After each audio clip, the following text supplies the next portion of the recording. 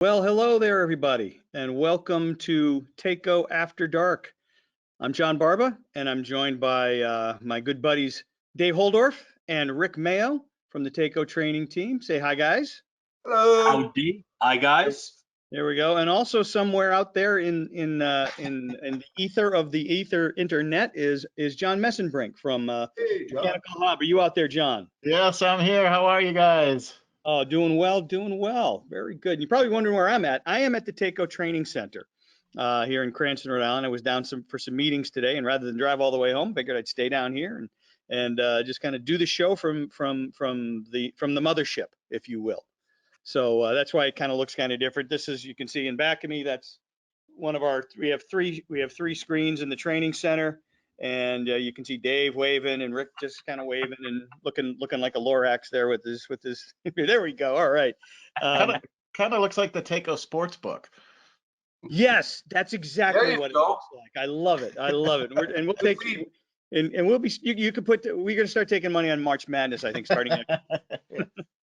Very good. All right. Well, hey, listen, thanks guys for being with us tonight for part 3 of TACO After Dark.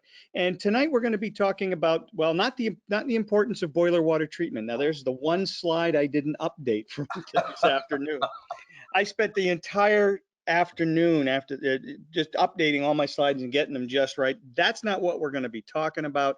We're going to be talking about the relevance of 3-speed circulators. It's amazing how you can take so much care to put something together, but that one thing that makes you look like a doofus, you forget to do. But that kind of sums up my life, doesn't it? So yeah, this isn't part 2, the importance of boiler water treatment. This is in fact part 3. Is the 3-speed circulator still relevant? So that's what we're going to be talking about.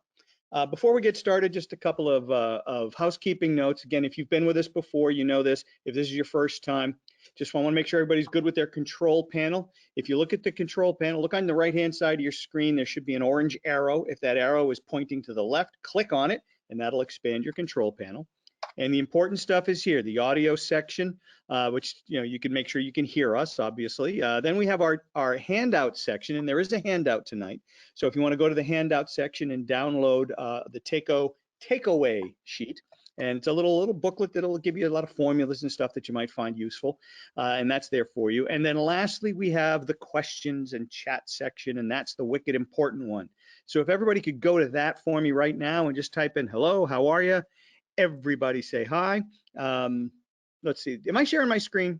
Yes. I am sharing. I see it. Okay, good. Well, I'm gonna make sure. There we go. Showing my screen. I can see it there. Okay. I saw somebody saying, yeah, everybody out there say hello. How are you? Want to hear it from everybody and see that everybody can hear us okay. And that is all good. Everything's looking good. North Carolina. All right, great. Yeah, and let us know where you're from too. Yeah, there's another thing. Let us know where you're hailing from tonight. So it's good to know our reach this evening. We got Scott from North Carolina. Welcome y'all. I think that's how you're supposed to say it. Right? Welcome y'all, and bless your heart. There you go. All right, very good. If you're on a phone or tablet, it's going to look a little different. The question section tab is down in the lower right-hand corner with that little question mark is. So that's how you do it from a phone or a tablet. Just a reminder, if you're out there on social media, please follow us. We do a lot of interesting things on social media. Monday night Instagram Live, where Dave Holdorf is generally joined by Abe Vigoda to talk, for an hour or so every Monday night to talk about all things hydronics. This actually was a screenshot from the AHR show in Las Vegas, where Dave and I were joined by 2 of John's compatriots, Andy Mickelson and the ever elusive Eric Lonnie. And we spent an hour together talking about the show and things going on in the industry. So we do that on Monday nights. And if you're on Instagram, follow the TACO Comfort page and feed, and you'll be alerted when we go live. So if you're on Instagram, you'll be alerted. So please join us, ask questions, shoot the breeze with us, and hopefully we can all learn something. Also, Dave's Instagram feed is TACO Training, and mine is jbarba TACO Trainer. So please join us on Instagram. Also, if you do LinkedIn, Facebook, YouTube, we're all there as well with video. Oh boy, do we have videos on YouTube that'll rock your world. We got a ton of them. And we're always posting updates and useful information on both Facebook and on LinkedIn. So please join us there. So good stuff. Now, our theme tonight, of course, is one of my favorite shows of all time, Newhart. And yours truly and my two compatriots were Larry, his brother Daryl, and his other brother Daryl. Now, I assigned Dave and Rick to various Daryls, but I guess the Daryls are interchangeable, wouldn't you think? That's awesome. I know. I love that show. I Yeah, love that. I mean, all I knew was that was going to be the theme tonight, and I didn't think I threw the flannel on for that purpose. And I'm like, oh, wait a minute, what if I'm the other Daryl? No, well, you are. Yeah, you're the other. No, you're my brother Daryl. Rick's my other brother Daryl.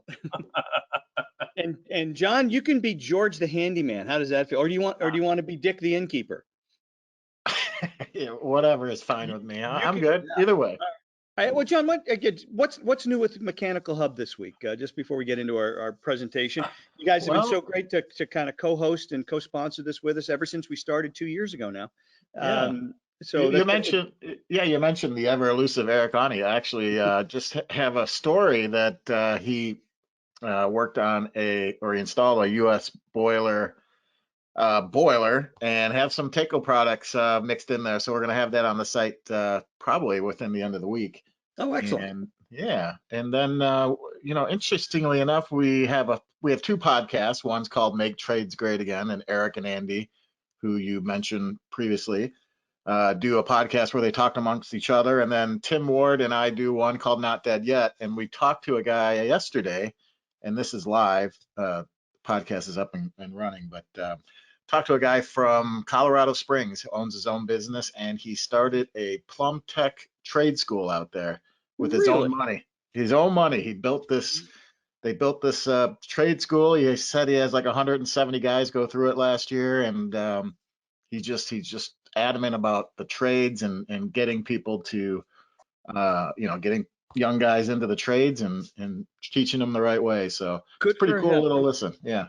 Oh, good for him. Could you share his information with me offline? I'd like to reach out and offer whatever help we can. That would be terrific. Yeah, awesome. Yeah, good for him. Good for him. And just because it's one of those, it's like the old punchline to the old joke. Father, I'm telling everybody. I'm going to be going to the UK in the end of April, beginning of May, and part of the trip I'm going to be going to a trade school training presentation. Oh, nice. In Northampton, England. So I'm going to learn all about how they do hydronics over in the UK. It's going to be really, really interesting. Yeah, so, that will be cool. I'm really looking forward to coming back and sharing those experiences with everybody, because I just got to figure out how to turn BTUs into watts, and liters and gallons into liters and all that stuff. But I think I got a month. I can figure that out. But you could do it. You just need to do it in your head. That's all. Yeah. Right. Yeah. It's like, well, it'd be a second language, and my head is a very fertile ground. I think you've called me something like that in the past, Dave. So anyway. Have you caught up on the language yet? Or are you... on the English lingo, yeah, the King's English, yes. I'm watching all kinds of TV shows on British TV, so I'm learning all the right phrases and the things not to say, especially. That's right. All righty, well, let's get to work tonight, guys. We've got a great show tonight. I think. I hope you'll find it interesting. We're not talking the high tech ECM stuff. We're actually taking a completely different approach. It's circulator basics in the future of 3-speed circulators. Do they still have a place in what is becoming an increasingly ECM world? The short answer is yes. The long answer is don't get too attached to them. The Department of Energy has restarted the process of, fact finding and rulemaking in regards to placing efficiency guidelines on circulators. The original thought way back in 2015, 2016 was these guidelines would be in place maybe 2021, thereabouts 2022. Well, obviously that didn't happen. Now the new timeline looks like it won't probably be until 2026, maybe 2025 at the earliest, but probably 2026. Probably. These things can change on a dime, but just so you understand, there are a lot of benefits to ECM, and we've discussed them ad nauseum in all of our training classes. But there's still a place for your standard permanent split capacitor AC circulator, specifically 3-speed circulators. But just like ECM circulators, they don't do everything. They're not the only circulator you'll ever need. You got to know what you're doing with each of those speeds and why you would pick one instead of the other. Let me just throw a pop quiz out there to the group. Those of you who have seen 3-speed circulators out in the world, out there in the wild, what speed are they set on? 9 times out of 10? Just type it on in there. I'd love to hear what you have to say. Because remember, participation helps you get prizes too at the end. Yeah, you got it. Renee, Ralph, Eric, yeah, high speed, yeah. We call that contractor no callback mode. Because if, they have 3 speeds, right? Low speed, but nobody uses low speed. That's the training wheels preschool speed, children use that. Grown-ups don't use low speed. Nobody uses low speed. Medium speed is really for people who have commitment issues, I think. It's just not, my God, like middle of the road, come on, pick a side. High speed is, give it all she's got, Captain. Let's go. Just full speed ahead, pedal to the metal, contractor no callback mode, which is kind of silly if you think about it. Why put a dial on it if you're always going to put it to 3-speed? I think there's a certain comfort there, but again, 9 times out of 10, whenever I've seen one of these out in the wild, it's on 3-speed, and nobody has really thinks about it. My cousin installs a ton of 3-speed circulators in his business. He's a great mechanic. I've worked with him when he was an apprentice. Great guy, but he puts in a lot of 3-speed circulators. And I said to him, Chris, I noticed you put in 3-speed circulators. He says, yep, only pump I ever need. I keep that one on the truck all the time for service. It replaces everything out there. I said, yeah, I see that, but every one I've seen you put in, you always put it on speed 3. Why do you do that? I mean, then you're just turning it into a single speed pump. He says, well, yeah, but I have the option of putting in another speed, but you never do. He goes, that ain't the point. I said, well, I wish I knew what the point was. His point was he felt that since a 3-speed circulator was pretty much the same money as a single speed circulator, the 3-speed circulator was a better value, which, okay, I get it, but if you're just putting it on high speed anyway, what difference does it make? So those are some of the things we still see to this day out there with 3-speed circulators. People use 3-speed circulators like candy out there in the US and in Canada without a real clear understanding of why that pump has a switch on it that you can select one of 3 speeds and how to pick the speed that you want to pick. We've actually done surveys on this. We've asked customers, why do you pick the speed that you pick? Well, and we've asked them, and a lot of the responses we get, guys start to kind of look at us like these three guys, and some of the answers we get are really interesting. Why do you use 3-speed pumps? Well, it makes pump selection easy. Well, yeah, I suppose if it's the only pump you buy, it's the only pump you use, right? That's real easy. That's real easy pump selection. My cousin Christopher's response: I get 3 speeds for the price of 1. It's a better deal. This one was my favorite. Why do you use 3-speed pumps? Because you don't make 4 speeds. If you made a 4-speed, I'd use that. All right, I'm with you there. Go ahead. 3-speed pumps, 4-speed pumps. Why not? It's like the amplifier that goes to 11. It's 1 louder, right? This one goes 1 faster, I suppose. How do you select the speed? How do you select which speed you're using? These are real answers, people. These are real answers. I start it high, and if it makes noise, I turn it down until it stops making noise. All right, I guess that's reasonable. Not scientific, but it's reasonable. Then again, different meeting, similar response. I start it low and I turn it up till it starts making noise. Okay, terrific. Okay, we've crossed the velocity noise barrier. This one's my favorite, and this one was with complete seriousness. If it's a gas boiler, I set it to high. If it's an oil boiler, I set it to low. And if I'm using it on an indirect, I set it to medium. And I said, well, why? He says, well, everybody knows oil burns hotter than gas. It has more BTUs, so I can set it to low and get away with it. Medium on indirects just seems to be right in the middle. And again, it was a well thought out response with nothing really to support it. But those are some of the real answers that we've gotten out there. And then my personal favorite, after careful calculation of flow and head, I select the speed which has the pump curve that best covers the requirements of each job. said no one ever, or very few ever, but that's the right answer. That's the right answer for why use a 3-speed pump and how do you select the speed that you want. I like this quote from the guy who wrote Sherlock Holmes, Sir Arthur Conan Doyle, about guessing, because really what everybody's telling us is they take a guess. They don't figure it out. They take a guess on where to set it. And as long as nobody's freezing to death and blaming them, it's a good enough guess. All right. This gets back into that whole thing that we have preached against throughout Takeo After Dark is good enough isn't, and don't settle for fine. We're professionals. Our job is to do the best job possible. All right. But Sir Arthur Conan Doyle said, I never guess. It is a capital mistake to theorize before one has data. Insensibly, one begins to twist facts to suit theories instead of theories to suit facts. Good thing to keep in mind when we talk about 3-speed circulators and when we talk about variable speed circulators as well. Just a good thing to keep in mind, folks. Really, the answer is do the math. It won't hurt you. The math will not hurt you. You start by using our old friend, the universal hydronics formula, which states that GPM, that's the flow rate you need to deliver the BTUs required, GPM equals BTUH divided by the product of your designed for delta T times 500. So GPM equals BTUH divided by your designed for delta T times 500. GPM is the flow rate you need to deliver the BTUs required. BTUH, that's the BTUs required. Delta T is your designed for temperature drop of the fluid as it goes through the system. We typically design to a 20-degree delta T for most normal residential hydronics. And if we design to a 20-degree delta T, it's not a crime to give it a 20-degree delta T. It's actually a good thing to give it a 20-degree delta T.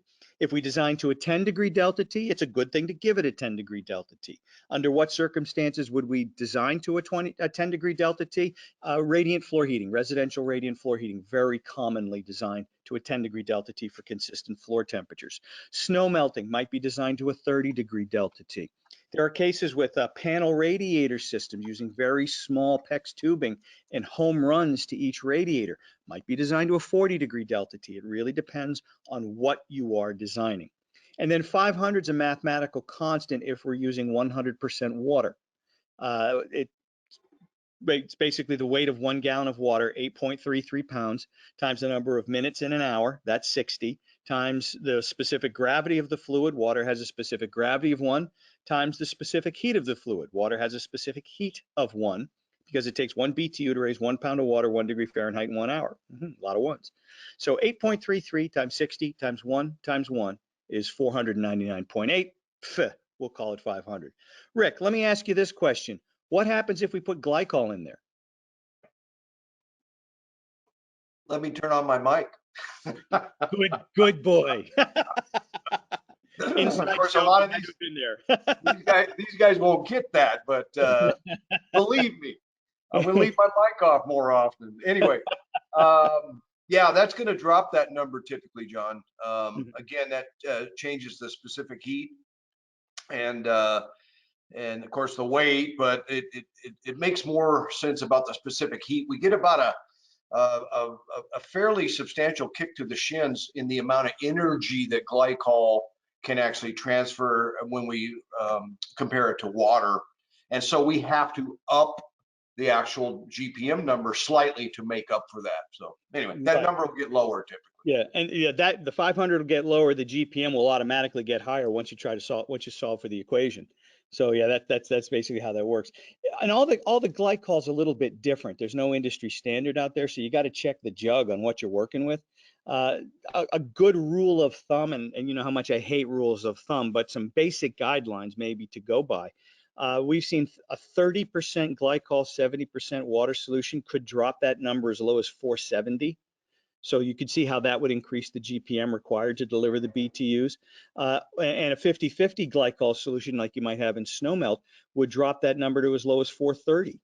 So again, greater GPM required to deliver the same amount of BTU. So just know what you're working with there. But the universal hydronics formula, GPM equals BTUH divided by delta T times 500, that is in your takeaway handout, by the way, this formula, plus many, many others. Now, this one is also there to estimate head loss, estimate head loss. And we're just going to do a series loop because that's the easiest way to go. For explanation purposes, the fundamentals remain the same.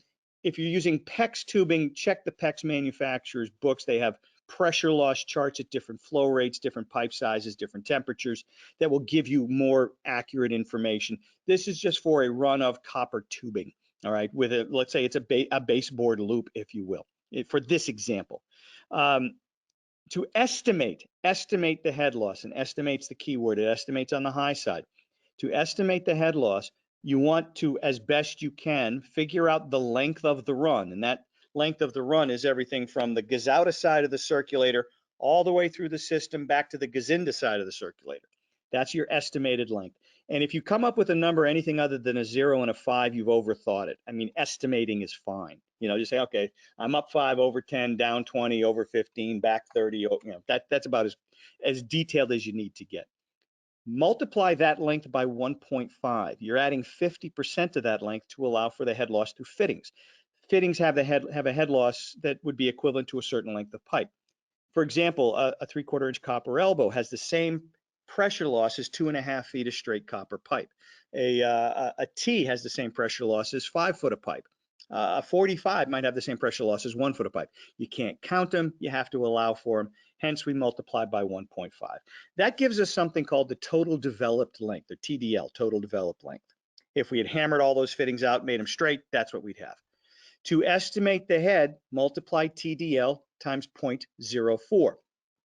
And 0.04 represents 4 feet of head loss for every 100 feet of straight, properly sized pipe at the maximum flow rate for that size of pipe. So 4 feet of head for every 100 feet of straight, properly sized pipe at the maximum flow rate for that size of pipe. So 3/4 inch, we're estimating the head as if the flow rate were 4 gallons a minute. 1 inch copper pipe, we're estimating the head as if the flow rate were 9 gallons a minute, et cetera, et cetera. So that'll estimate your head. It'll get you onto that chart, okay? It'll most likely overestimate the head, but at least you'll get on the chart so you know what to do, all right? And just as a disclaimer, no kittens, bunnies, or puppies were harmed in the creation of this slide. So, you know, so you don't kill puppies, bunnies, or kittens if you do the math. It's okay, it's okay. How are we doing for questions out there, guys? Anything yet? How's the pace? Let me know how the pace is. Let me know if all this is making sense so far, and if we're all happy.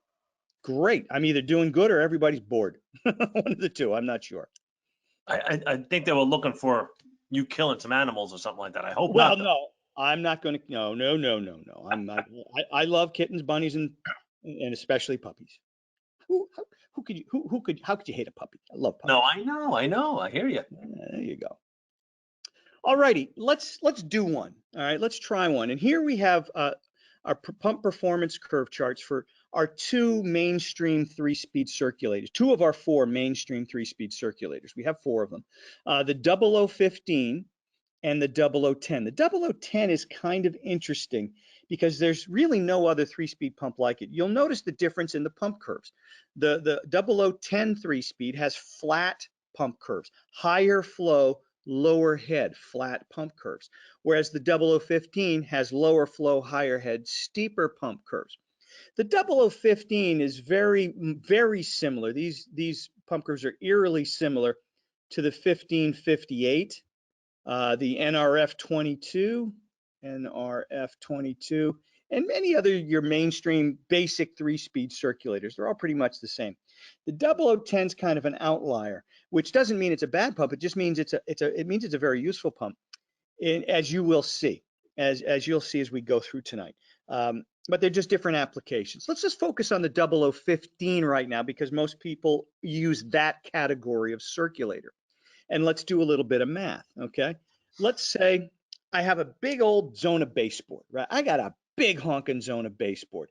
I'm going to need high speed, right? I absolutely have to have ludicrous speed here because it's a big honking Zona baseboard.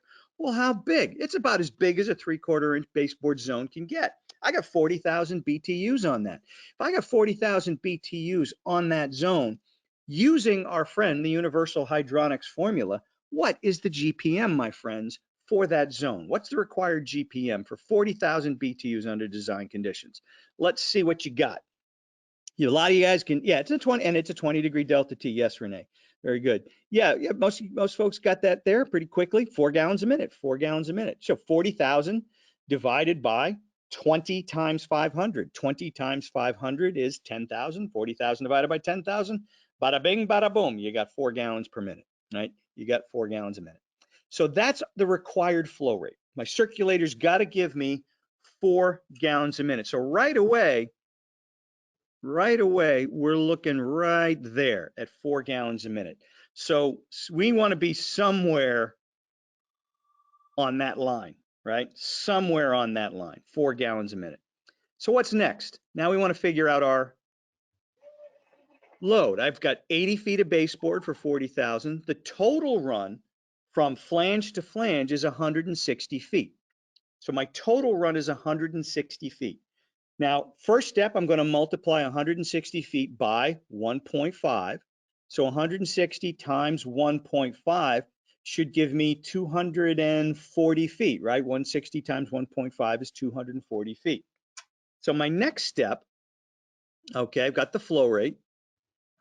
Head loss, 160 times 1.5 divided by 0.04. So if I were to do that, 160 times 1.5, I get 240. Now, multiply, that's a multiply. Where'd we do that? There's another mistake we made. Times 0.04. So 240 times 0.04 should give us 9.6 feet ahead. All right, 9.6 feet ahead. So what do I need now? I need a circulator that's going to give me 4 gallons a minute at 9.6 feet ahead, right there. All right. Now, looking at this, your pump car, which speed would you select for the 0015? Let's see what you got. Yep, Renee Rex, you got that? Yes. Anybody else? What do you got? Yep, Ralph, you got it as well. Yep, medium, obviously. Here's the medium pump curve right here. The goal when you're selecting a circulator or a particular curve is you want to select a curve that is either equal to or slightly above my flow and head requirement. Equal to or slightly above my flow and head requirement. The closer that line is to your requirement, the better. That reduces over pumping, and it allows us to keep the delta T as wide as we can with a fixed speed circulator for as long as we can. All right. So that's kind of what we're after. Would the 0010 at high speed be a better choice? Right? If we pick that at high speed, would it be a better choice? Marginally better, marginally better.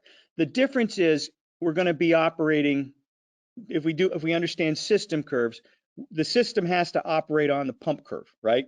It has to operate where the system curve intersects the pump curve. So if I chose the 0010 at high speed, I'd be operating there. At medium speed, I'd probably be operating right about there. So my flow rate might be 4.2 gallons a minute instead of 4 gallons a minute. It's not awful. It's not awful. What would happen if I chose high speed? Well, now I might be working up here someplace, and maybe I'm getting a little bit closer to 5 gallons a minute. And now that's about a 25, now I'm over pumping by 25%. My delta T is going to get smaller under design conditions and get smaller as it gets warmer out.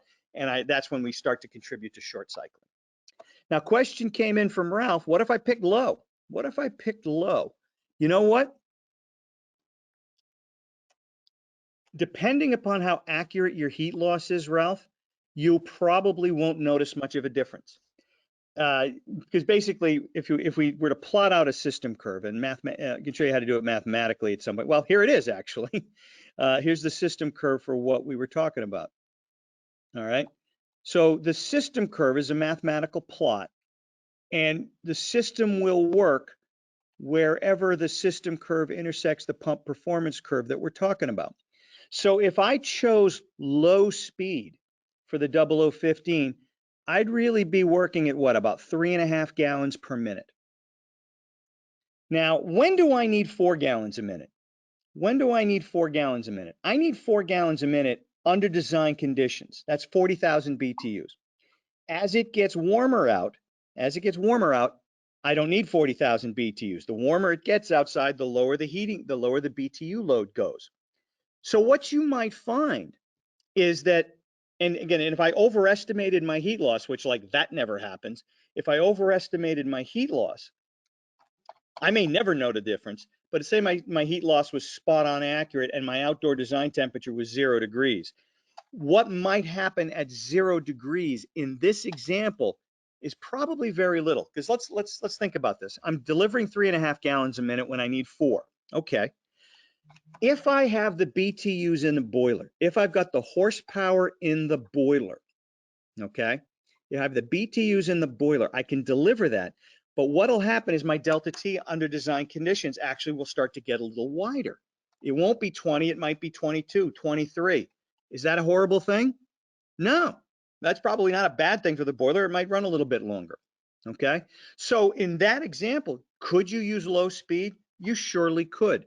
You've got to, that's advanced hydronics. You got to understand the dynamics at play. Do I have enough horsepower in the boiler? Do I have enough BTUs in the boiler?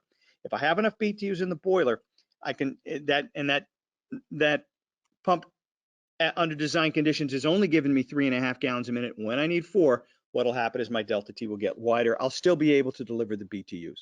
Does that make sense? That's kind of an interesting way of looking at it.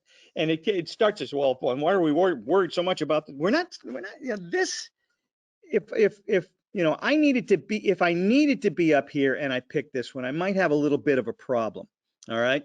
If I was in this example between here and here, close enough, you know. Again, by how much did I overestimate the heat loss? By how much did that formula overestimate the head loss? My sense here is you'll probably be fine. At worst, as you get closer to design conditions, you might, the worst possible thing would be you might be a little short, but I don't think you will. I really don't think you will. Hey, John. Yes. Jonathan says, what defines short cycling? When the boiler goes on, off, on, off, on, off, on, off. But yeah. Let's give him a number. In terms of the number in minutes. Run time. I tell you what, we love to see him, and most boiler manufacturers, I would think, would love to see a minimum runtime of about 10 minutes. Yep. Every time that boiler fires, it fires for at least 10 minutes. Yep. And that's a good thing.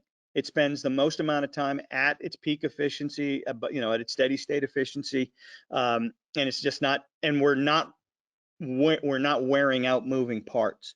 So it's like the difference between 2 10-minute cycles versus 10 2-minute cycles. It's still 20 minutes of runtime, but one just beats the hell out of all the equipment and you never get all that efficient versus just, you know, 2 ons and 2 offs, and you spend the most amount of time at peak efficiency. So I'd say about 10 minutes, if that answers your question, Jonathan. Cool. All right. So here we go. Now, this is just the delta T, you know, or my flow rates. I'm sorry, my flow rates at low, medium, and high. So if, you know, in this case, I wanted 4 gallons a minute. If I pick medium, I'm at 4.5. All right. So that's going to scrunch my delta T up. It's not going to be 20. It's probably going to be 17 or 18. If I just said, the hell with it, contractor no callback mode. Well, now I'm pumping at about 5 gallons a minute, and and over 14.5 feet ahead, that's 25% more flow than I need. I'm really going to start to impact the delta T on that system. And if I was down here, you know, 3.5 gallons a minute at 7 feet ahead, are we going to be okay? Probably. You know, again, the worst thing that's going to happen is if it gets real cold or goes beyond your outdoor design conditions, you're going to have a wider delta T. So again, will it work? Fingers crossed. But now let's talk about what that delta T might be. If I set it to high, the best delta T I'm ever going to see is 16 instead of my design 420. okay, is that bad? Well, again, the water's going out, let's say in a cast iron boiler, it's going out at 180, coming back at 164 instead of 160. Or if it's a condensing boiler, it might be going out at 140 and coming back at 124 instead of 120. Now, A, there's short cycling involved, but B, with condensing boilers, we want that water temperature as low as possible coming back. So we're kind of shortchanging it a little bit, okay? And medium, I'm at about 18, and medium, I'm about at 18, an 18 degree delta T, which isn't bad. You know, it's not 20, but that's not bad. Now a delta T circulator like the VT2218, that'll just lock it in at 20 degrees or whatever you design for, and it'll adjust its speed accordingly until you hit minimum speed. And when you hit minimum speed, you know, that's it. It's a fixed speed pump, but it's also a fixed speed 9-watt pump, and you can't get any better than that. Alrighty, trivia time. You guys ready for our trivia contest? Dave, what do we have in our trivia prize pack this evening for the gang? Well, for those of you that haven't been here before, I have a nice branded Bluetooth speaker, great for job sites. I do have a travel coffee mug that usually gets left on the top of the water heater at most job sites when you go back. So you'll find it a year later. and other assorted Takeo accessories that I've got branded. So, and of course the Takeo After Dark t-shirts. Of course, the Takeo After Dark t-shirts. And the Takeo After Dark t-shirts, yes. That has like a little logo like this on the back, and then a big old logo on the logo like this on the front, and a big old logo on the back. And they are a highly sought after collectible. All right. Only the coolest of the cool get Takeo After Dark t-shirts. I just want that known. So here's how it works. We're going to give you the question. You type in the answer to the trivia question in the chat section here, and Dave will collect all the correct answers, put them in a big old spinning wheel, and we'll select our winner at the very end, and then we'll do more spins for just for t-shirts at the end. So participation has its rewards, people. If you don't do nothing, you won't get nothing. So yeah, so just saying, you cannot win if you do not play. All right. So what is our trivia question tonight? The trivia question tonight is, in the show Newhart, what was the name of the inn? What was the name of the inn? It was in Vermont, we know that. What was the name of the inn that was the centerpiece of the show? All right, let's see what we got. Let's see what we got. We got a lot of phones being whipped out at the moment. Yeah, a lot of phones, a lot of Googling going on there. There you go. Very good, very good. All right. All right, we will give you the answer at the very end, but hi-ho, it's time for us to get back to work. All right. And let's see. Now, we left off just going through a simple 3-speed pump selection. I had a big old honking zone. I need high speed. No, in this case, medium speed was okay. Low speed, you'd get away with it. All right, you'd get away with it. But what about a zone valve job, man? I got zone valves. I got to pump through all those zone valves. I definitely need high speed for zone valves, right? Hey, who is that guy there? Wait a minute. John Messenbrink, you still with us? I think we found him. The ever elusive Eric Awney. And one thing we can tell from that picture about Eric Awney is zone valves make Eric happy. He's a happy guy with zone valves. So zone valves, we need high speed for zone valves, right? Well, here's an important point when sizing a pump for zone valves. You got to remember it's a parallel piping system. That circulator doesn't have to pump all of the water through one zone valve, then through another, then through another.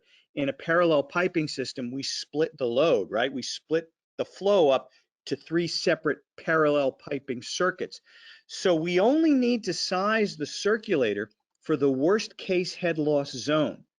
So for example, say I have 3 zones. This zone's 5 foot ahead, this one's 6 foot ahead, and this one's 3 foot ahead. So do I size the circulator for 5 plus 6, which is 11, plus 3 is 14 feet ahead? Or do I say, well, this one's 5, this one's 6, this one's 3, I'll pick 6. Because if I can overcome 6 feet ahead, can I not also overcome 5 feet ahead? Can I not also overcome 3 feet ahead? So in a zone valve application, pick the worst case zone for your head loss, okay?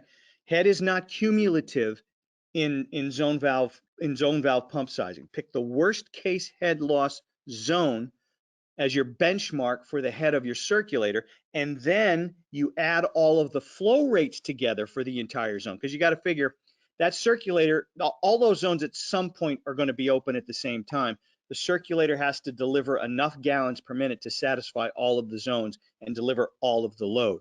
So flow is cumulative, head loss is not. Pick the worst case head loss zone and then total up all your GPM. Flow is cumulative, head is not. So it makes it a little bit easier. One of the most common mistakes we see is that folks are, they'll add the head together and they'll come up with, geez, I need a humongo pump. And then they wonder why they have a problem that we're going to be discussing here in just a few minutes.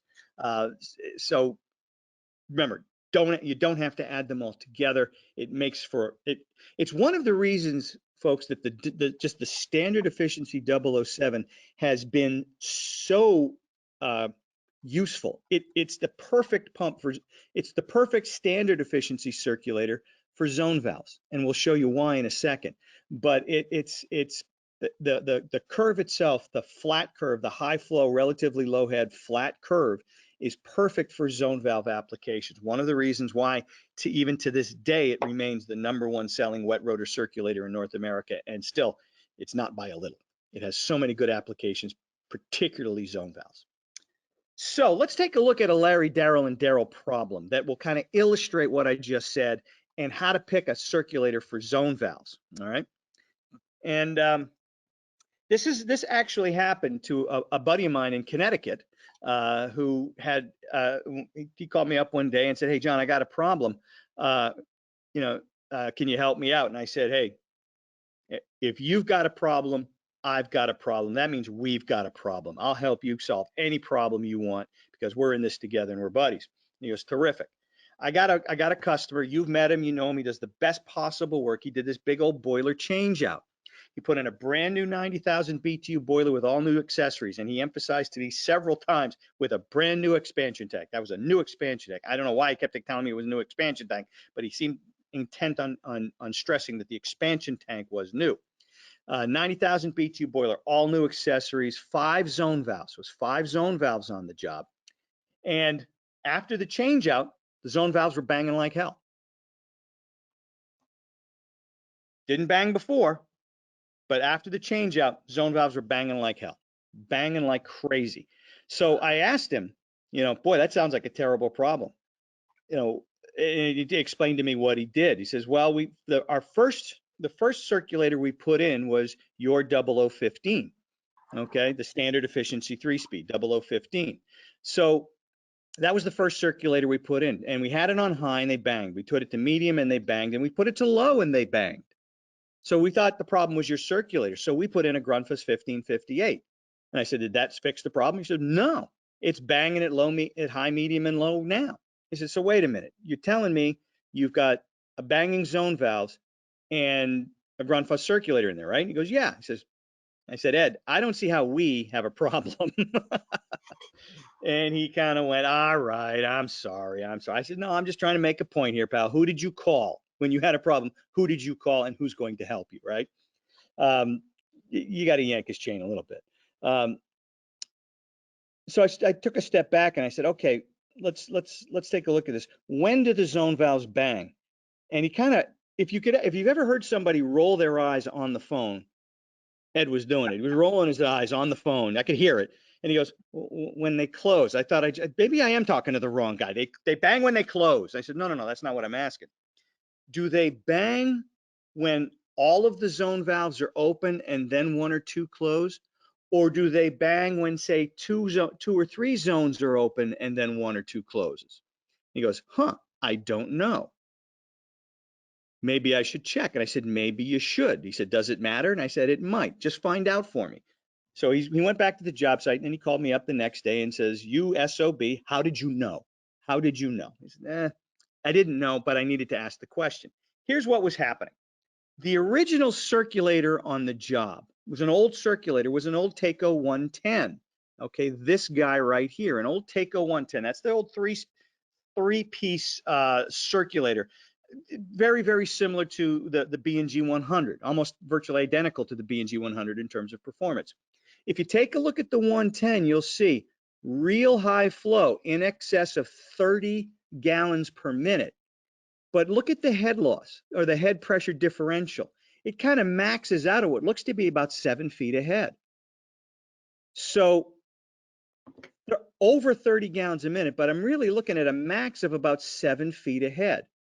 Now, what he did was he put, and let's look at that. Let's call that what it is. That is the ultimate high flow, low head, flat curve pump. With a high flow, low head, flat curve pump, big changes in flow result in very small changes in head pressure differential. Important point to keep in mind. He replaced it with a Taco 0015 set to high. All right.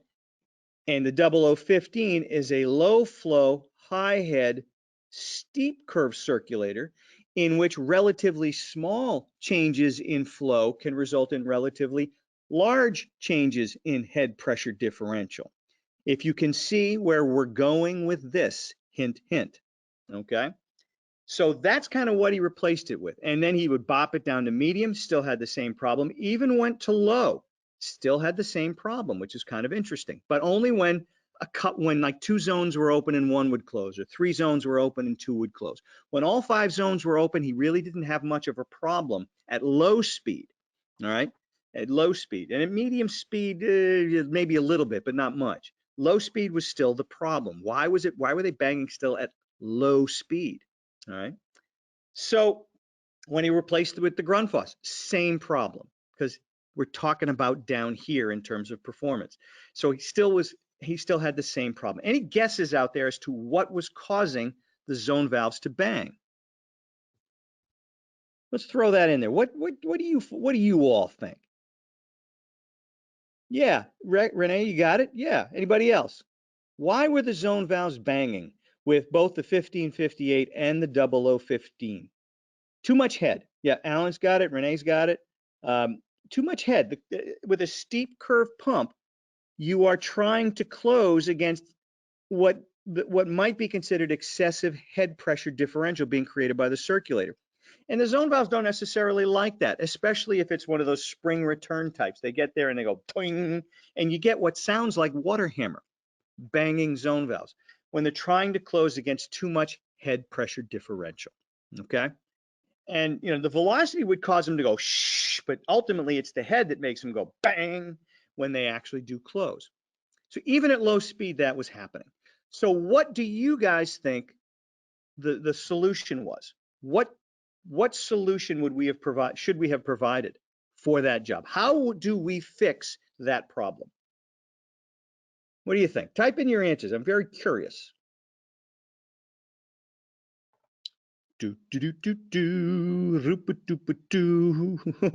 Rich, you're just trying to yank my chain, aren't you? You're just trying to yank my chain. Let's see. We've got some create more head. Okay, maybe. Use a better size pump. Use a Delta P pump. Change to a pump with a flatter curve. Yeah. Change to a pump with a flatter curve is the solution, because what caused the problem? When we had the flat curve pump in there, when we had that old 110 in there, we did not have this problem. And that circulator was doing the job, maxing out at maybe 7 feet ahead, right? It was just fine. It was just fine. So why, when you change the dynamics of a system by replacing a low head flat curve pump with a high head steep curve pump, something's got to give, something's going to change. And in this case, the thing that gave was the quietness of the system. The zone valves were trying to close against too much head. All right. So again, let's go back to this. The load was about 80,000. So we're talking about 8 gallons a minute total right here. So we're not on the on the 110, we're not even out here in the sweet spot. We're operating in this segment here. All right. Each zone approximately 16,000 BTUs at about 5 feet ahead. So we're talking about down there in terms of requirements. All right. But realistically, what was happening is this system was probably working out here. Again, maybe 7 feet ahead, 6.5 feet ahead, and I'm at about 11 gallons a minute. More than the 8 gallons a minute I need. I'm short cycling, but It is what it is, right? But the zone valves were banging. The zone valves were banging. All righty. Now, as the zones closed, what would happen is I'd get new system curves for my different combinations of zones, and I'd simply back up that pump curve. So you can see the highest head this thing might have ever been getting, you know, let's call it 7 to 8 feet ahead max. That's all it would ever be getting. And that was enough to make it, that was not enough to cause the zone valves to bang. All right. That was not enough to cause the zone valves to bang. When we swap that out with the 0015, all right, and he had it at first he had it set to high. Look where we're at. We're way the heck out here. Again, at about 11 gallons a minute, where the 110 was working, but also we were at a threshold of about 9, maybe let's call it 9 plus feet ahead. At that point, maybe they were banging, maybe they weren't. But what we do know, as the zones closed, okay, and here are the different system curves. As the zones closed, we'd be closing here, here, here, or here. And now we're definitely in a banging range up there. All right. What we do know is even at low speed here, in this range right here, we did still have some banging. All right. Probably when these zones were closing, no. But when we were back to the 1 or 2 zones, we were in a banging zone in that area. So that was the cause. It was the steep curve. The steep curve was the cause. In this example, all right, what we were at about 9 gallons a minute, or 8 gallons a minute at 5 feet ahead. In this example, really neither of these circulators would probably be the right choice. All right, maybe the 0010 at medium speed, but we've got a smaller banging zone up there. That's going to be close. That one's going to be close. Okay. So again, it's just something to think about. And again, with the Grundfos, again, we were still out here in the banging zone. Okay. And down here with fewer and fewer zones, we were still in this banging zone here. So that's part of the concern with a 3-speed circulator and zone valves. So what's the solution? The solution might in fact would have been to again, medium wouldn't really solve it, etc. The solution at this point might very well have been to go with, let's say, a 007, which big changes in flow will result in very small changes in head pressure differential. It's a flat curve circulator, or better still, a delta T circulator or a delta P circulator, but you have to program the delta P circulator properly. That's where the 0015 E3 comes into play. You can set it to 5 foot ahead for that example if you've done the math, and you won't have any banging issues whatsoever, and you'll use less electricity. So just using a delta P circulator is not necessarily going to solve the problem. If you set the head too high, you set it to 10 foot ahead instead of 5 foot ahead, you may very well have the banging zone valve problem again. All right, so it's not that ECM solves the problem. It's ECM applied correctly will solve the problem. A delta T pump, again, it's going to find its happy spot. What you're going to find with a delta T pump in most cases, you're going to be operating in a very small bandwidth down here at very low wattages, a minimum of 9 watts, and probably looking at it maybe a maximum of about 12 to 13 or 14 watts, and you can't get much more efficient than that. How are we doing for questions out there, boys? We don't have any right now. No? We're rocking and rolling, yes. All right, very good, very good. All right. I do want to address just one thing Richard McGrath had mentioned earlier, because he knows it gets me going, was, oh, just put in a pressure differential bypass valve. Or no, don't put in a pressure. I mean, that was kind of the stock answer when 3-speed circulators first came out and people started using them, because they were told, we as an industry were told, hey, use 3-speed pumps. It replaces all these other pumps. It makes pump selection easy. It's the only one you'll ever need. Zone valves, zone pumping, replacement, everything. It's the one pump you'll ever need. No worries. Nah. Everybody jumped all over that, and they started putting them in zone valve jobs, not really knowing how to size them. So if you don't know how to size them, boom, set it to high.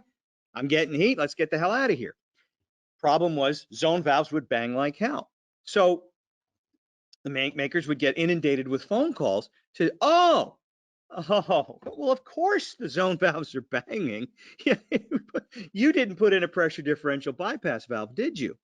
No, it's supposed to. Oh, you're supposed to put in a pressure differential bypass valve. After all, yuck, yuck, yuck. That's how they use them in Europe. That's how they do it in Europe. So we put in a pressure differential bypass valve.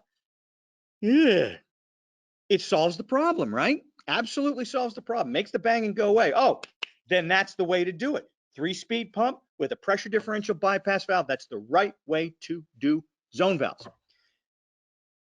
Understand what a pressure differential bypass valve is. If you ever want to know what a bypass, what any valve does, just say it backwards, right? A pressure differential bypass valve is a valve that bypasses the pressure differential. Okay, it's a little spring-loaded valve on the end run of the zones to connect the supply to the return, or sometimes they're mounted at the circulator itself, and it just allows that extra pressure differential created by the circulator to bypass the system. It's a nice, neat, sweet solution. The problem is, in reality, what a pressure differential bypass valve does is it simply turns a steep curve pump into a flat curve pump. That's really what it does. It turns a steep curve pump into a flat curve pump. All right.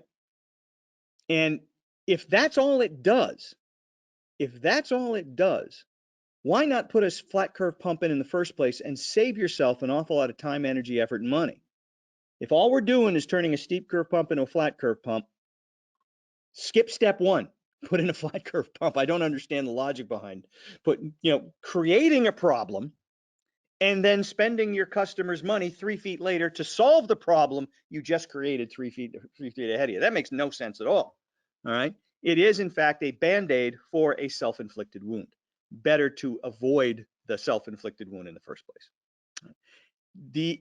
There are instances where pressure differential bypass valve is a good thing. Usually it's a good thing in situations where you have a circulator on continuous circulation, and you might be in a situation where a lot of the zones are closed, or thermostatic radiator valves where a lot of the zones are closing, all right? And you don't necessarily want to ride up on the upper end of that pump curve. You'd like to try to stay more in the sweet spot. Then the pressure differential bypass valve can be helpful there. In this application, yes, it does stop the banging, but it's a Band-Aid for a self-inflicted wound. All righty then. Very good, very good. Okay. So, again, here's your 007. Flat curve pump might make the problem go, could very well make the problem go away. All right. Very good. I promise you some of the other circulators out there, the 0015, and here's the 0015, okay, that we just discussed, and then its big brother, the 0013. All right, so we have additional, so we have 4 mainstream 3-speed pumps, the 0015. You'd think the 0015 is bigger than the 0013, but none of our numbering works that way. Okay, it's just kind of what's the next number in the list, right? So we have the 0013, we have the 0015 here, and the 0013 goes up to up to 30 feet ahead and out to 31 gallons a minute in terms of flow rate at its highest speed. And then we also have the 00. Well, I'll get to the 0010 and 0012 3 speeds in a second. Basic guidelines. If you want some basic takeaways for using the 0015 3 speed for zone pumping and fin tube baseboards. If you use zone pumping with fin tube baseboards, if you're less than or equal to 40,000 BTUs and less than or equal to 120 feet in measured length, before you do the 1.5 thing, you can go at low speed. That's a good rule to follow. It's a basic guideline. May not work every time, but it's a good basic guideline to follow. So less than 40,000 BTUs. and less than 120 feet measured length, low speed will probably work for you. Less than 40,000 BTUs and less than or equal to 235 feet of measured length. Now you're looking at medium speed, and if you're 290 feet, 235 to 290 feet, that's when you want to be looking at high speed. All right. Anything beyond that, do the math and figure out exactly where you need to be. But these are rough guidelines for you to follow. And I hope that helps for you. All righty. And again, here, the newer age 0012 and 0013. We showed you the older version. These are the newer versions of both. And again, you'll see the 0012 is like the 0010's big brother, just like we showed you the 0013 is the 0015's big brother. So again, the 0012, higher flow, lower head, flatter curve compared to the 0013. So again, we have a full complement of 3-speed circulators out there for your needs. All right, shall we get to the trivia answer before we start jumping on questions and chat and whatnot? The trivia answer. Holy What? crow. What? I just looked at the clock and it was exactly 8 o'clock. This is not my first rodeo. This is not a hobby for me, It's like Dave. you planned it or something, huh? This is not a hobby for me, all right? This is not my hobby. This is our business. We take this stuff seriously. All righty. So the trivia answer, what was the name of the inn in the Bob Newhart show, or the Newhart show? It's just called Newhart. It was just called Newhart. And interestingly enough, remember the show in the 70s was called the Bob Newhart Show. And then in the 80s, he had Newhart. And then he had a very short-lived show in the 90s called simply Bob, in which he was a cartoonist. And it was very interesting. As Bob got older, his wives got younger in the shows. It was very clever, very funny. But anyway, in the show Newhart, the name of the inn was the Stratford Inn. The Stratford Inn. That was the name of the inn in the show. Okay. They might have taken pictures of. They might have used pictures of a real inn that had a different name. That's not what we wanted to know. We wanted to know what was the name of the inn in the show. And if you're curious, yes, it was the Wayport was the actual name of the hotel, the real place of the inn, but the name in the show was Stratford.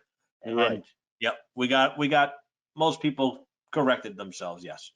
Very good, very good. The Stratford Inn, the Stratford Inn. All righty, excellent, excellent, excellent. So I'm going to discard all that, and I'm going to stop sharing my screen, and I'm going to turn it over to Dave. Do you have your wheel ready? I got both done. You are the man. All right, my other brother.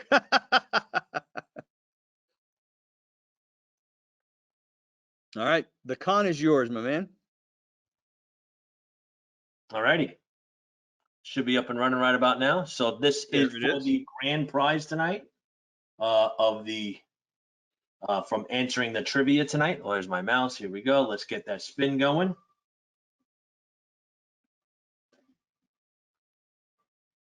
So grand prize tonight is, yes, sorry, Alex, I mistyped that on the keyboard. Alex. I will be sure to send out that product as soon as I can over the, I hope by the end of the week is my goal. As soon as quickly? Yes, I know. I can't, I'm doing two things at the same time. I want to send it quickly as soon as I can. Yes. There you go. Right. That's why the Darryls never talked. That's why the Darryls never talked. That's right. That's right. Because we can't do it. That's right. All right. And here is for a t-shirt from that. Tracy! All right. Tracy will wear those together in a couple months. And then because I had the time to do it, since John was doing all the talking tonight, I put everybody in. Wow. So this is everybody tonight. So even though if you didn't answer the question, all right, I got a couple of shirts to give away tonight. So let's see how first one is going to be. Ooh. Colin, congratulations, Colin.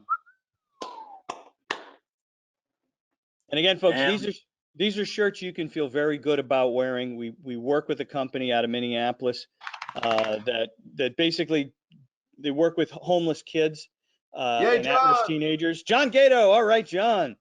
And what they do is they teach them job skills and life skills. They make a business. The screen printing and the printing for T-shirts and things is their business, and the kids learn all aspects of the business so they can, basically get out of being homeless and at risk and actually be. Brian. You can feel really good about wearing these shirts. Congratulations, Brian. All righty. Well, thank you, everybody. Woohoo! All As right. long as everything is working out well online and you register with your shirt size and address, I hopefully will get them out by the end of the week. It depends on how much John calls me tomorrow. Yeah, it'll be a few times. Yeah, it'll be a few times. All right, we've got a couple of questions here. One comment from George: pressure differential bypass valve also bypasses hot water back to the boiler, which may cause some short cycle. I think that's a pretty good point right there. Yeah, I would agree with you, George. It certainly can do that, and that's not something we want either. But again, out of every 100 pressure differential bypass valves I've seen installed, 99 of them were Band-Aids for self-inflicted wounds. It's just the way it is. Yeah, and Rich, you're right. Kind of like a narrower delta T. Interesting how often that comes up. We can either pay attention to it and fix it, or we could just pretend it doesn't matter, and it does matter, right? Does the 13 need special flanges, or is it the 12? Dave, Rick, maybe you can answer that one. I don't believe either of them needs It's the 12. the 12 needs the unique flanges. The 13 high velocity flanges flange. is the other. Right, gotcha. Okay, so the 12 it's the 12 that needs the unique flanges. Excellent. All righty. What other questions do you folks have? Have we left? Were there any that in the past back there that we did not get to? George made a statement earlier. He was actually, to get rid of some of those banging noises that occur. And let me also state that, as John was saying before, in regards to, hey, just change the pump, the noise goes away. I will mention 99.98% of the time the noise does go away. Yeah. Have I run into noise on systems with flat curve circulators, with ECM circulators? Yes, I have. All right. And sometimes it's the dynamics of the system that is very hard to recreate. We could take all those products off that job site, and we bring it back into the factory and reinstall them, and we don't get the noise again. So sometimes it's about the dynamics in the house, the length of pipe that's there. There's a whole bunch of things that, I don't even calculate to try to figure out that noise to go around. So how do you get rid of it if you ever did really come down to it? Now, I probably hear about it once every 2 years where we can't get rid of the noise. Sometimes we can get rid of the noise just by moving a bracket. Can make the noise go away. George says he puts in a globe valve to help change and control the flow, balance the flow out, which can also help out. Other times, you may need to go with very slow closing valves. So John wasn't talking about the valves at all tonight, which type there are, just quick closing. You can go ahead and throw on, say, the 570, the heat motor style zone valves. That will work. Do not remove the spring on the zone valves. Now, sometimes, depending if it's, say, a flat curve pump and synchronous motor zone valves, the noise can go away, and you won't have to worry about those zone valves opening from the circulator call. So those springs are designed to help keep the valve closed, not necessarily to close it, but to keep them closed against the circ. And I've seen jobs where the circ's gonna push it open when you only have, say, one spring connected to it instead of the two that's supposed to be there. So, so just a couple of things to really pay attention to. Yes. Very good. Excellent answer. Yeah. That was one of the, I remember that was one of the common solutions to that problem. If you had the Honeywell style synchronous motor zone valves that power open, spring close, well, take one of the springs out and you won't have that much force, and it will likely lessen the likelihood of the banging. Yeah, but you're also compromising its ability to stay closed when it wants to be closed. So yeah, good butt kicking, $200, like from my cousin Vinny. I mean, which way do you go? That could increase your blow by and you're, pushing the damn thing open. So that, you might, yep, for sure. What did Ralph just say? Does banging cause damage? Not really. It's just annoying because if the noise wasn't there and then you leave after the service call or the change out and all of a sudden they got noise, you're going to be back, Yeah, yeah. That's one thing. These systems are supposed to be quiet. Quiet. They're supposed to be quiet. It's not that, Dave tells the story about, I don't hear the baseboard tinkling, so I don't know if it's working or not, that kind of thing.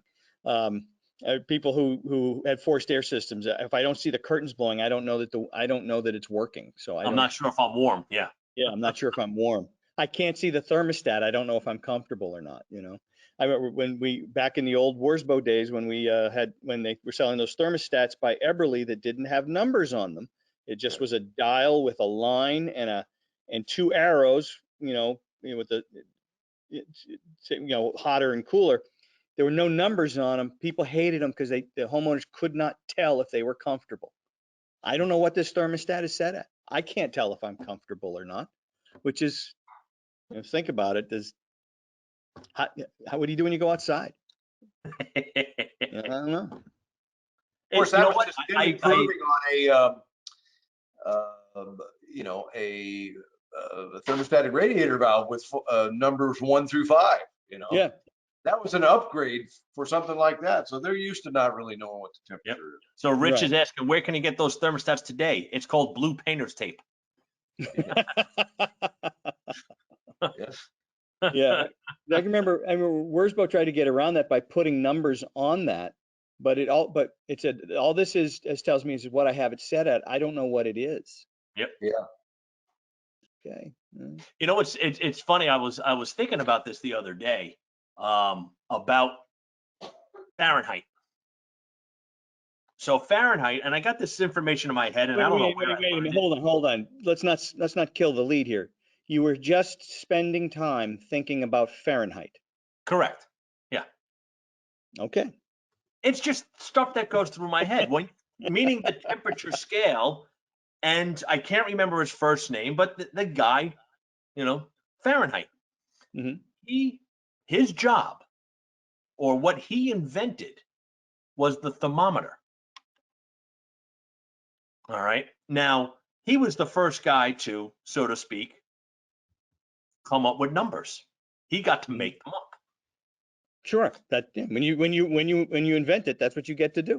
Right. So I don't know when Fahrenheit lived. Let me just Google that real quick. I just need to know. I can't think of it right now, but it's kind of important to the story, right? But when you stop and think about Fahrenheit, coming up with temperature, before him, nobody knew what the temperature was outside. That's what's really, that blows your mind, when you stop and think about it. Nobody knows if it was warm or cold. It was either cold or freaking cold. Yeah, they didn't know what they didn't know what number to give it. That's a good way of looking at it. Yeah. I was just, that's just something that passed through my mind one day, and who was Kelvin and Celsius? His competition. Celsius was Fahrenheit's competition. He says, why did you pick 32 and 212? How about we just do 0 and 100? He made a thermometer with Celsius. Yeah. Yeah. I'm sorry. Yeah. Again, weird stuff I think about. Yes. We got to work. You worry me, Dave. So Daniel Fahrenheit, he died in 1736. So in 1724 is when he proposed the Fahrenheit scale. So in 1723, nobody knew what the temperature was. And what did he die of? Just out of curiosity. Oh, I have no idea. Well, it wasn't hypothermia, because that would be the ultimate in irony. Yeah. McGrath and I just said the same thing at the same time. That's scary too.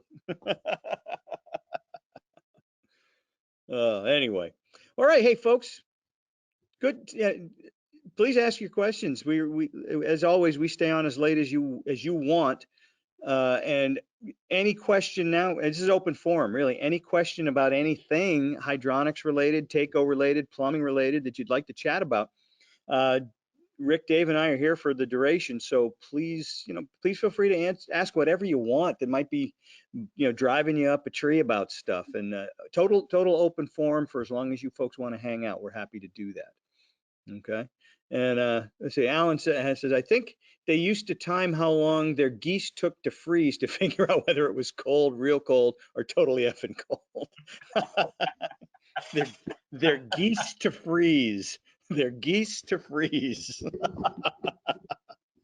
Okay. Yep.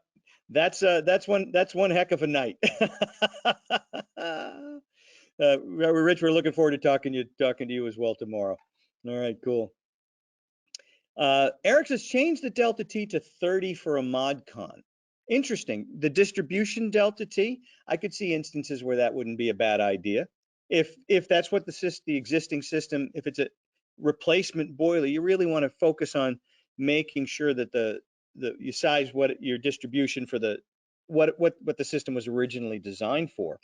But if you have that variability, yeah, you could certainly do that, Eric. I think that's a pretty good idea if it's possible. Like if you got old cast iron radiators or panel radiators, yeah, you might be able to certainly do that.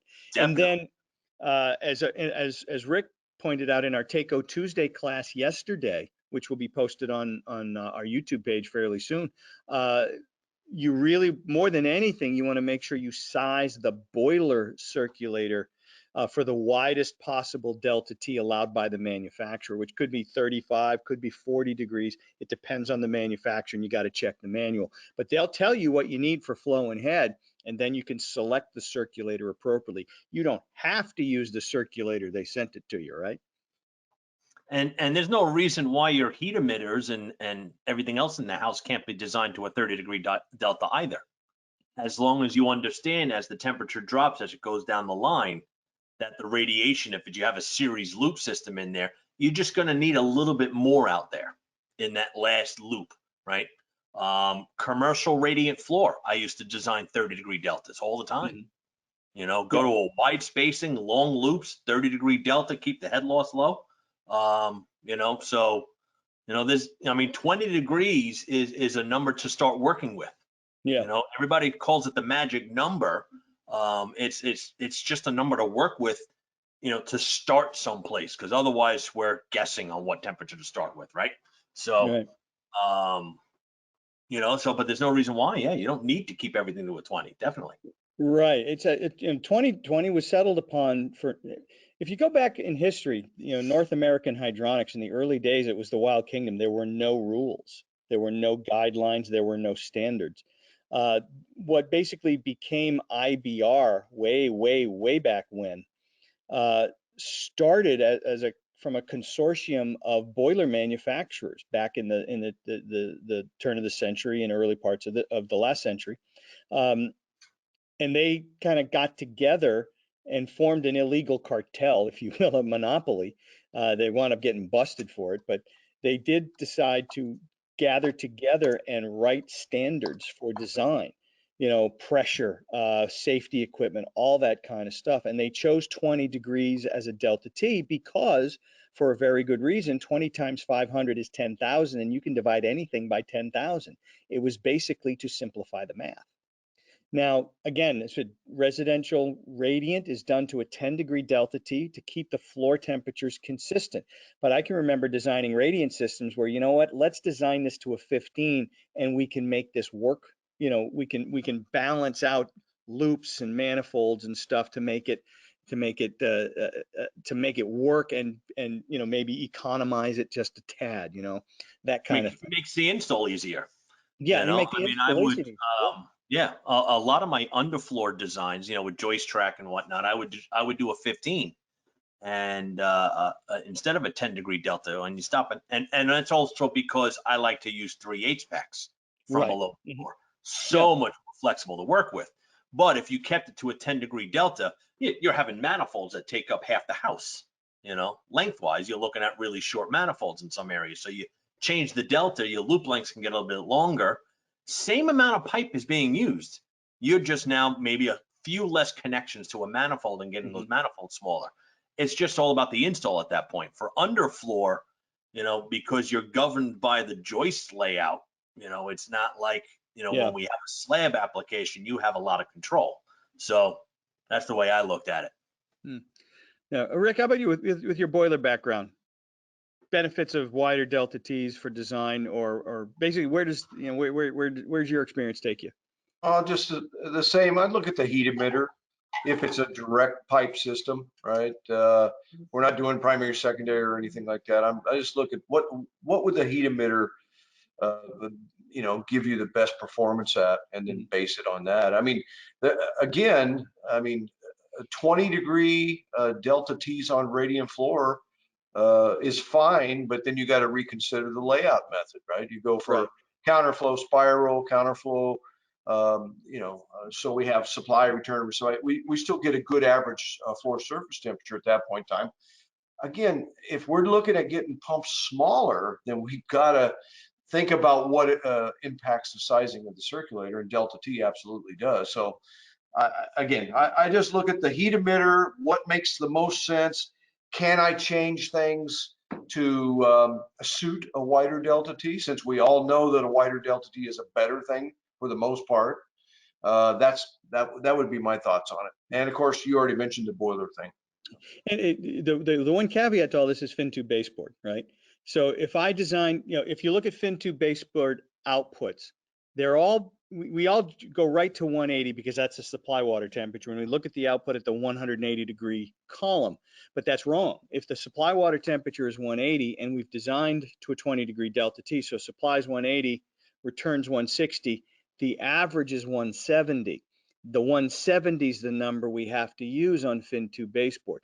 If we widen that delta T, so 180 to say 140, well, now the average water temperature is what? It's 160. So now our per foot output goes down.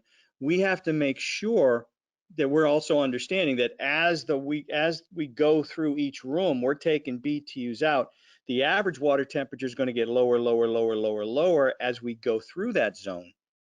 The tail end of the zone might be getting, you know, I might need to have a way more baseboard in that last room in that zone than I would have if I was working off of a 20-degree delta T. So there's little things you got to look at and consider there. I'll make another little point that goes along the same line, is it's always the average supply water temperature, even though like in the radiant world, the software will ask you about the supply water temperature. What's the other question they always ask you? What's the delta T, right? So it's always average. If you look at fan coils, it's average. You look at baseboard, it's average, etc. Here's one for you. What if I have a fixed supply water temperature maximum? How can I raise the amount of energy I can get out of it without changing that number? If the supply water temperature is fixed, you want to get more, you narrow the delta T. Yeah, exactly, because what does that do? That raises the average water temperature. So, guys, if you get this, you get your arms around this, then you can do some troubleshooting. You can do some pump sizing. You can, you know, reduce sizes as well when it makes sense. Yeah. Very good. Hey, Dave, George has got, you and George, I think, are a little simpatico here because George went out and looked this up. The first sealed thermometer was constructed in 1654 by the Grand Duke of Tuscany, Ferdinand III. The development of today's thermometers and temperature scales began in the early 18th century when Gabriel Fahrenheit produced a mercury thermometer and scale, both developed by Ole Christensen Romer. Fahrenheit scale is still in use along with the Celsius and Kelvin scales. So yeah, Kelvin and Celsius, I think they were the original Calvin and Hobbes, if I'm not mistaken. So I'm going to guess Celsius was actually a stuffed tiger. I think that might be it. So anyway, a baseboard old school wasn't heat loss based, it was window length based, says Eric. Yeah, it was how much wall do I have? That's how much I put in. Right. Yeah, it's got to have a window on it though. Gotta have a window. Oh no, outside wall with a window, fill it. Okay, well, I grew up a few hundred miles north of you, Dave, where it's colder. We did all the walls. Oh, okay. Long Island, maybe you do the window walls. Hey, where I come from, Massachusetts, where it gets real cold, we do all the walls. So on Long Island, because since Slant Fin's around the corner from us here, any place that you had a door, they made hinged baseboard for us. on No, Long they Island. didn't. No, they didn't. No, they didn't. Just for You're the Long ma- Islanders. You're Hinged baseboard on making Long that Island. up. Yes. You're making that up. I know you. You're making that up. Really? No, they didn't really do that. Yeah, no, yeah, have to have a window to get the convection to work. No, you just got a temperature differential. The window convection. It, I mean, it increases it. Yes, Yes. the window is going to help increase that natural convection going through the room, but piece of baseboard on an inside wall will still create convection. mhm. It's a faster convection along the outside wall with that window. And the other advantage to putting the baseboard in front of the window is to get rid of that washing effect, that it feels colder when you walk up to the glass. Right. So it's just like going down the frozen food aisle in the grocery store. Same idea, right? So your heat loss from your body goes out that window as the same as it does when it goes to the refrigerator and the freezer and the frozen turkey. Mhm. So yes, but yes, I agree. We should put it along the outside walls with the windows. That helps make the room feel comfortable. Correct. If you only need enough baseboard for one wall, and that wall happens, and you can choose between a wall with a window and a wall without a window, pick the wall with the window. Yeah. And how much free space in front of a piece of baseboard for it to work? At least 18. a foot and a half, 18 inches, at least a foot and a half. How many times have you gone on to job sites where, hey, the heat's not working in here and you did something wrong, and you go there and they got furniture pushed right up against it, and you say, well, here's the problem. You got to move this couch out a foot and a half. I don't want to. All right, then you're not going to be warm in this room. I can't help you. Wait, you called me. Yeah. Yeah. You called me for a solution, If you don't like my solution, I don't have any others, The other one is when they get new carpet installed and the carpet installer runs his carpet Yes. up into the baseboard and kind of blocks the flow, Yep. That happens. So I don't want to trim the carpet. I'll make it look good. Yeah. There you go. Yeah, same problems just with wooden radiator covers. Yeah, we put old covers over the cast iron radiators. That cuts down the output. Painting them cuts down the output. All kinds of interesting things. Yeah, the world of hydronics is a wonderful thing, is it not? It's some of the craziest. You go out and you see just some of the craziest stuff. I can remember. My dad was in business in our town for decades, going back to the 30s.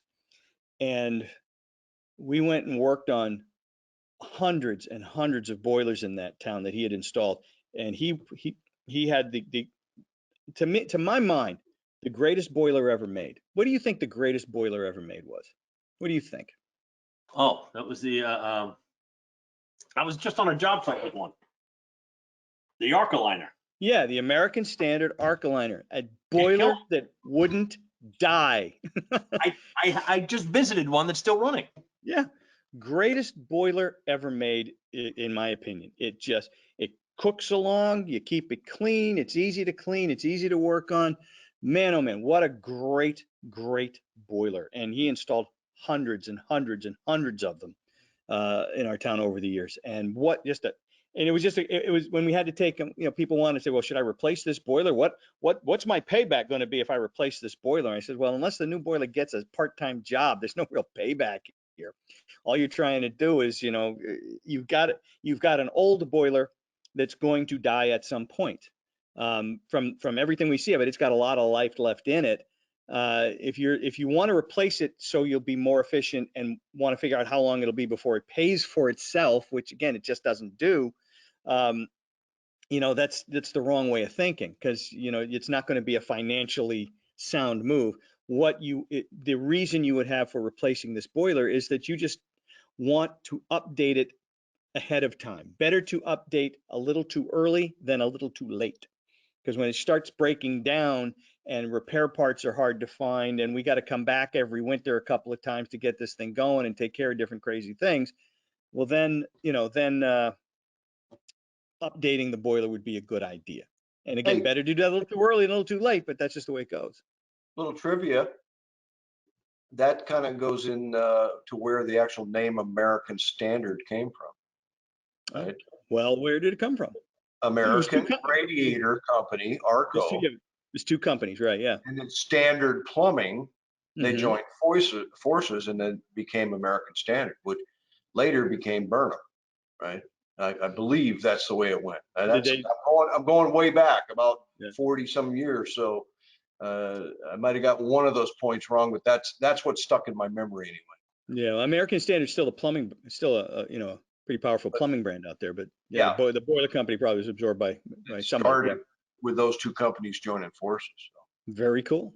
Very cool. Yeah.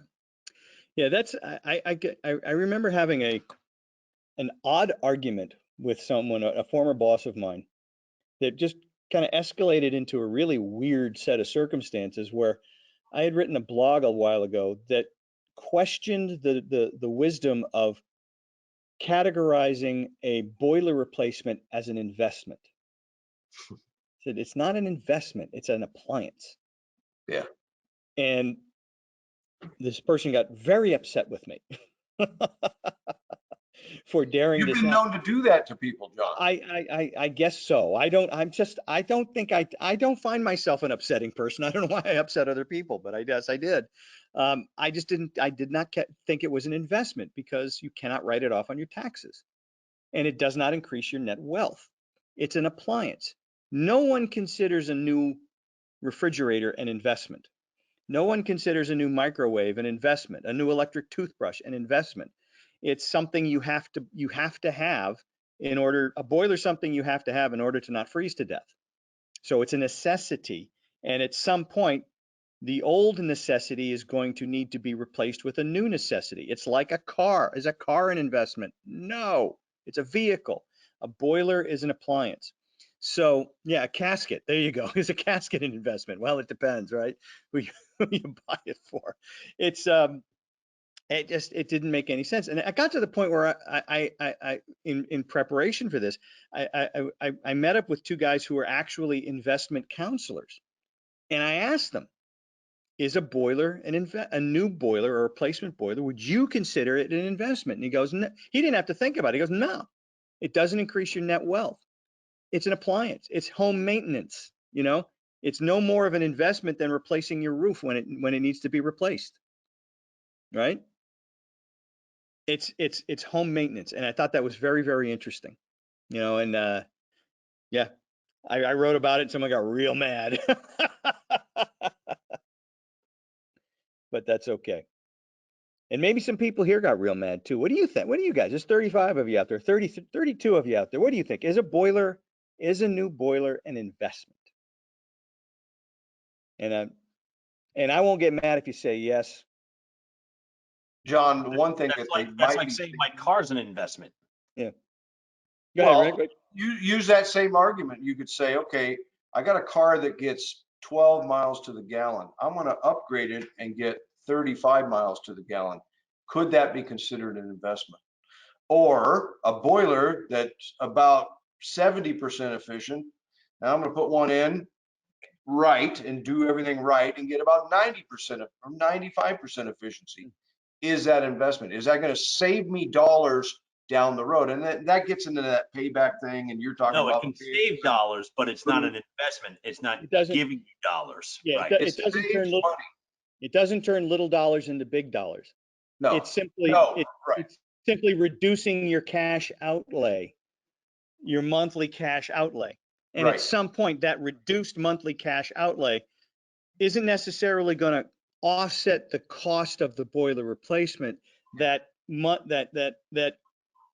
reduced monthly cash outlay has to offset the difference between going with a standard efficiency replacement option or a high efficiency replacement option. That you can quantify.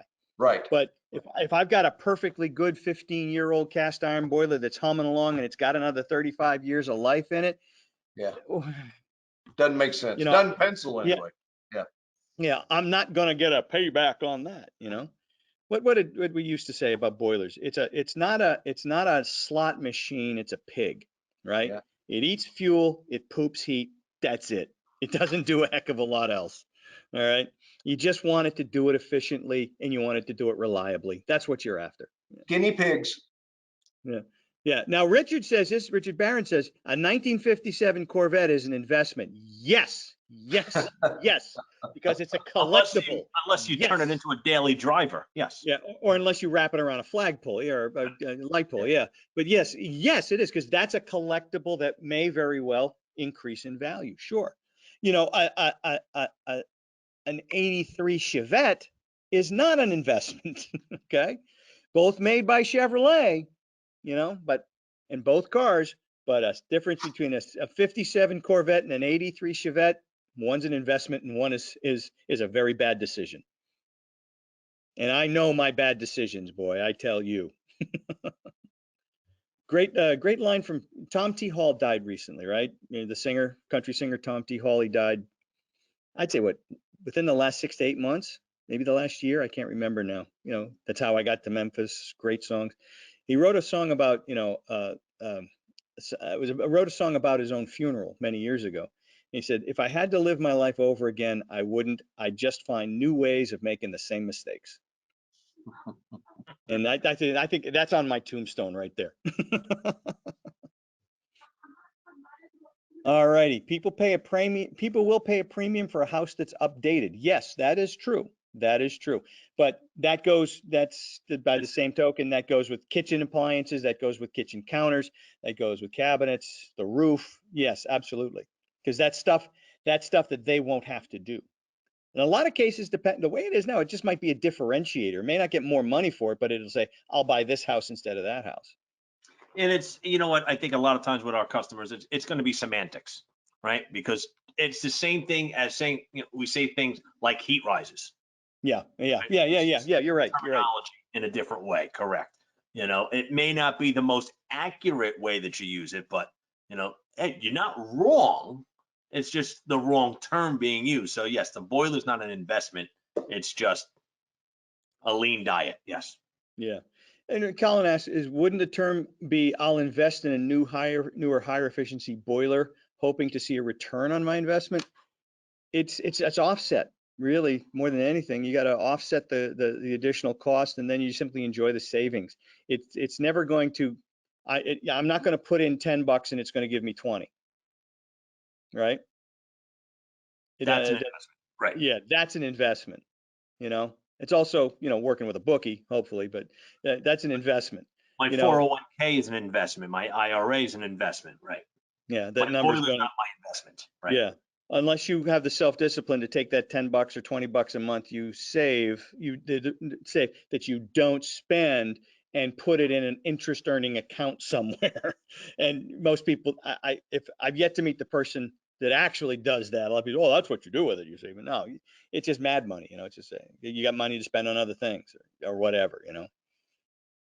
So that's the way heat pump math. Yeah, Eric says heat pump math works that way, right? When you start talking about COPs and all this other jazz, yes, it starts thinking about, I spend $1 to get 3 units of energy. I buy 1 unit of energy and I end up getting 3 units of energy, delivered into the house. Right, but it's still not going to be an investment, right? It's just using less of my money to heat my house.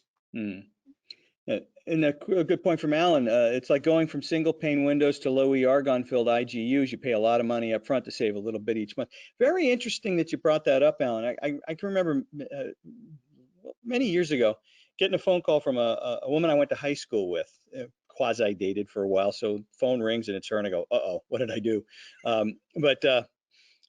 She was an architect and she wanted to learn how to use the Takeo software that we had, that the FlowPro, the old FlowPro software, and I walked her through it to show her how to. She wanted to know how to change the windows, and she wanted to be able to show clients how changes in windows affects heat loss. And I said, well, why? She says, there's a point of no return here, or a point of diminishing returns. A good, solid, standard grade window is going to be fine. The return on investment is the term she used, but the benefit they get from going to a higher grade window is only going to reduce the heat loss that much. So is it worth that money? And I thought that was an interesting take. I hadn't looked at it that way. I've always said, yeah, the more you button up the envelope, the better. Her feeling was that money would be better spent elsewhere, particularly in weather stripping and other energy efficiency measures. The windows, you're good enough here, which I thought was interesting.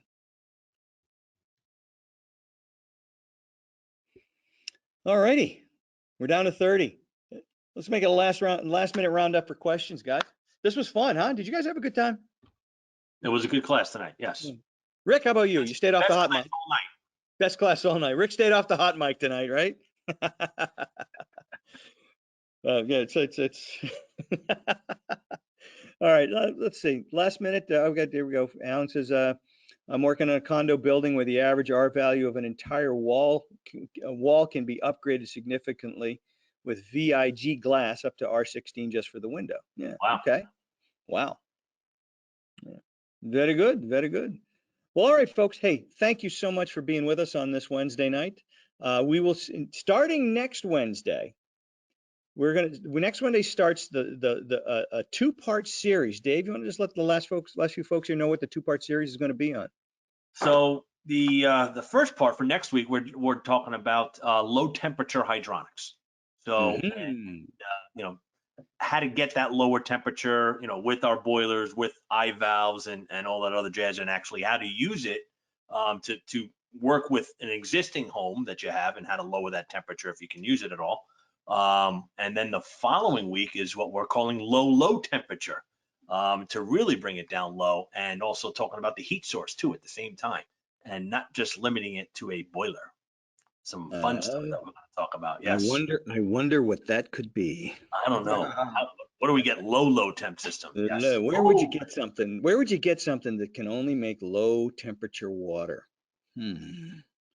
Exactly, James. Yes. Be nice. Yeah, it's interesting. That's interesting. Okay, very good. Eric, I have a question. Could you make a business size card with the formulas on it in laminated plastic? I bet you we could, and I bet you we could do that very easily. In fact, the gentleman who came to me with the banging zone valve job, he designed his own business card with that. After what we went through, he designed a business card with all those formulas on it. It was like a tent-fold thing, so it had his business, his contact information on the top, and then you opened it up. It had, the 2 pages of formulas and also some more on the back. So yeah, I think that's a pretty cool idea. Pretty cool idea. All righty, folks. Hey, thank you so much. I got to go to the hotel. Take care, everybody. Thank you. There we go. Yep. Thumbs up. Thank you all. We do appreciate it. On behalf of my brothers, Daryl and Daryl, this is Larry saying, we'll see you next week. Take care, everybody. Keep the light on. Have a great one. See you later. Bye-bye. Bye.